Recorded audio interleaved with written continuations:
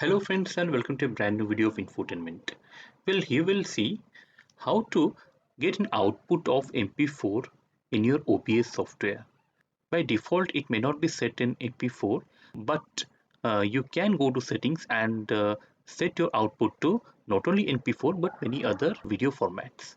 So let us see how to do that. So for that, straight away you have to go to settings. Go to settings and this thing will open up, and here you can see a tab of output. In output tab you can see there is something called recording format. Look, I have already done it to MP4 because various editing software don't recognize other format, many other format. By default it was saved to MKV, but you can go here, click on the drop down menu, and many options will come up, and you can choose for MP4 or MPEG-4.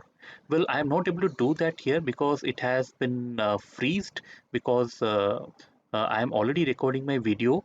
My video is running now, the recording is running now, so in the midway it cannot go on changing different formats. But you can go here and click here the drop down menu and get all the options of various video formats that you want to output your video, the format you want OBS to output your video. So friend, that's it. I wish I could have shown this drop down menu, but I'm using this very software, so I cannot show. But I am sure that you got the concept how to change your output format into MP4 format. So friends, I hope you learned something interesting here.